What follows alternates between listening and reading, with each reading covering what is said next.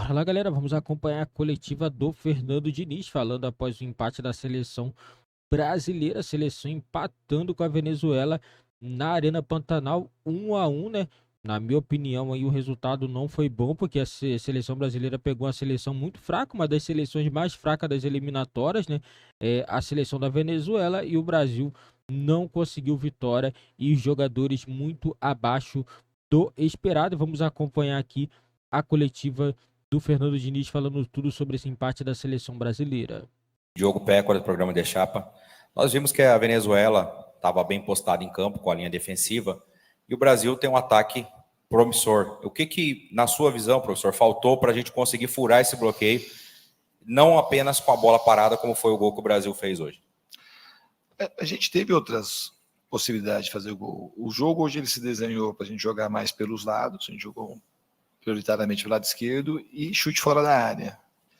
Então a gente fez o goleiro deles trabalhar. É difícil você jogar contra times quando joga de uma maneira muito recuada, como a Venezuela jogou, mas eu não achei que o volume que a gente teve, com a qualidade que a gente tem, o normal era a gente ter aproveitado melhor as chances que a gente teve. A gente não conseguiu aproveitar e ficou vulnerável, com 1-0 no placar. Eles tiveram a felicidade de aproveitar talvez essa chance que eles tiveram e uma bola de cabeça que eles tiveram numa bola parada, e foi isso que eles produziram e conseguiram empatar o jogo.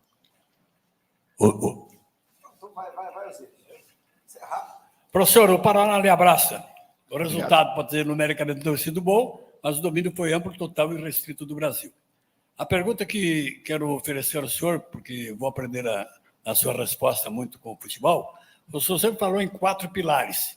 E dos seus 4 pilares, quando o senhor mexeu em 2, Casemiro e o Bruno Guimarães, quando o senhor fez as alterações, o senhor sentia que o jogo estava nas nossas mãos? Porque depois que o senhor fez essas alterações, os 2 pilares que entraram, que não eram os titulares, realmente falharam a ponto do Gerson não ter interceptado aquela jogada que culminou no gol deles. Teve essa influência ou não? Não considero assim. Eu acho que quando as mudanças que a gente fez, tinha só mais uma troca. O time estava sentindo um pouco o calor, a gente estava ficando um pouco mais espaçado. E esses jogadores todos, eles treinaram muito bem. E como tinha só uma parada, eu resolvi fazer as 3 substituições para o time. A gente estava tendo a chance de fazer o gol no ataque, no contra-ataque. Quando a gente não fazia, a gente estava parando na frente, o time estava ficando descompactado. A gente teve bastante controle quando os 3 entraram. A gente falhou nesse lance pontual. Então não foi uma coisa que saíram os 2. O Casemiro pediu para sair porque tinha uma pancada no tornozelo.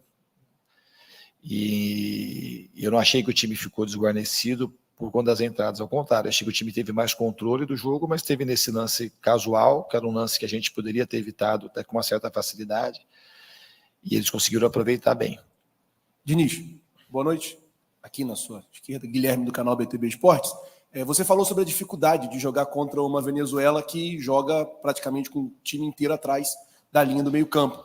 Queria que você projetasse já o jogo contra o Uruguai, já que é um time que tem bons jogadores no meio-campo, é um time que sai mais. Você espera que o seu sistema de jogo, a maneira que você joga, melhore contra o Uruguai por conta da maneira deles jogarem? Vai ter mais espaço? Como é que você já projeta esse próximo jogo do Brasil? Não é por conta da maneira que eu jogo de jogar. Existe uma tendência do time do Uruguai ser mais agressivo lá, como o Peru foi diferente do que o jogo contra a Bolívia. Então, a tendência é não ter linhas tão baixas. A gente tem que estar preparado para qualquer tipo de situação. Diniz, Jonatas Gabetel, TV Centro-América, Globo Esporte de Mato Grosso. Após o apito final, aconteceu uma cena um pouco complicada, né? Que um torcedor arremessou um pacote de pipoca, acabou acertando o Neymar, você estava do lado dele, ele até teve uma reação ali no momento. Você tem algo a dizer sobre essa cena? Se é ali um fruto de uma frustração de um torcedor que estava pela primeira vez vendo a seleção oficialmente aqui em Cuiabá e, enfim, é passional o torcedor, que você tem a dizer sobre essa cena que você presenciou bem de perto?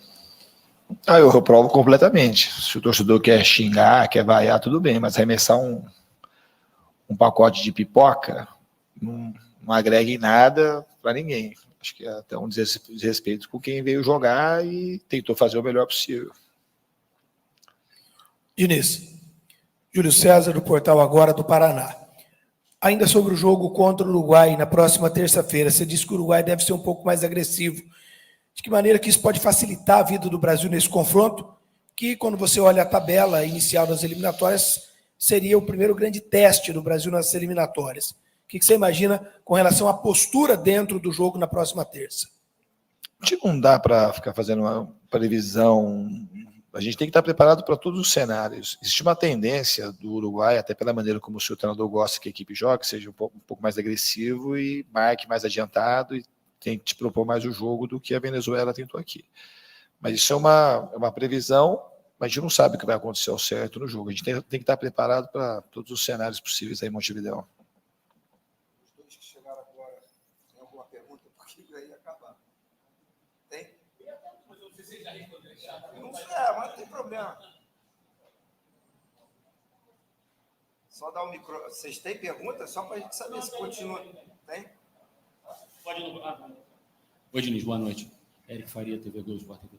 Diniz, ontem o Casimiro esteve aqui e, assim, eu até tinha perguntado a ele sobre essa coisa do Brasil não ter uma casa fixa, diferentemente das outras seleções sul-americanas que a gente não joga em Buenos Aires repetidamente, enfim, o Brasil acaba percorrendo o Brasil.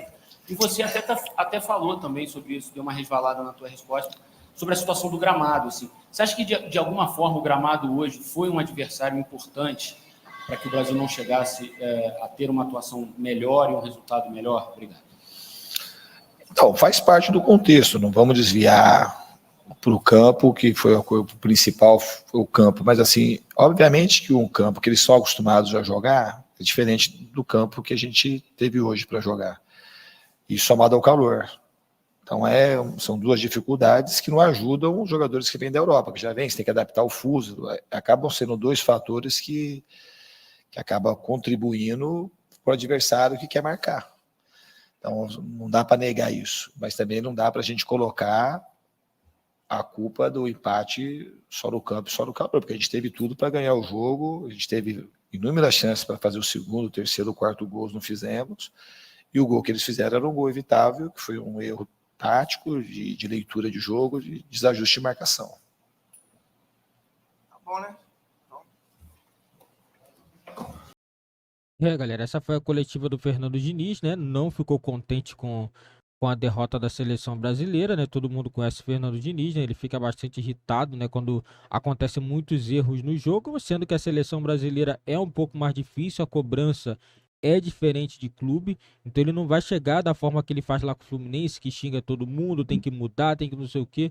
Não vai fazer, porque a seleção brasileira tem muita estrela, né? Neymar, Vinícius Júnior, Rodrigo, é muita estrela, então fica um pouco até difícil dele mexer e de falar com certos jogadores, mas acredito que o Fernando Diniz, eu acho que ele tem que manter a característica dos jogadores, do Casemiro, do Vinícius Júnior, Rodrigo, esses caras têm que jogar da mesma forma que eles costumam jogar no clube.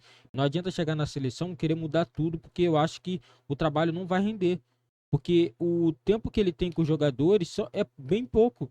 É bem pouco, então fica difícil assimilar, porque o jogador está acostumado a jogar de um jeito no clube, chegar na seleção e jogar de outra forma é um pouco complicado, gramado também muito ruim, CBF também que não conseguiu nem analisar um gramado, deixar a seleção brasileira jogar no gramado desse é um absurdo, galera, não existe jogar no gramado desse, gramado muito ruim, tivemos jogos aí recentemente, né, na Arena Pantanal, tivemos um jogo que não foi lá, né, para poder descansar o gramado, mas mesmo assim o gramado ainda continua em péssimas condições para esse jogo da seleção brasileira. Espero que nos próximos jogos aí a CBF consiga, né, no mínimo aí fazer um trabalho eficiente, né, e colocar a seleção brasileira para jogar num gramado decente. Na minha opinião, o gramado não foi determinante na derrota do empate da seleção, mas na minha opinião tem que ser revisto sim essa parte do gramado, e a seleção brasileira hoje teve uma noite para se esquecer. É um jogo muito ruim, Neymar muito abaixo, dá para perceber que Neymar muito fora de ritmo, entendeu? É um jogador muito bom, mas devido a ele estar jogando lá no Al Hilal, jogando numa competição que, na minha opinião, é uma competição fraca ainda, não é uma competição forte, não adianta chegar e falar, a Arábia Saudita está com futebol forte, ainda não tá, contratou muitos jogadores, mas a liga ainda é bem fraca, na minha opinião, abaixo ainda da liga francesa, não tem como nem comparar, não tem comparação. entendeu? E agora esperar, né? O próximo jogo agora é contra o Uruguai e a seleção vai chegar pressionada para esse jogo porque vai precisar vencer, porque se não tiver um resultado positivo, já vai ter aquela pressão em cima do trabalho do Fernando Diniz. Então agora jogo daqui a 3 dias, né? 3 dias teremos o jogo da seleção brasileira contra a seleção no Uruguai. O jogo vai ser fora de casa.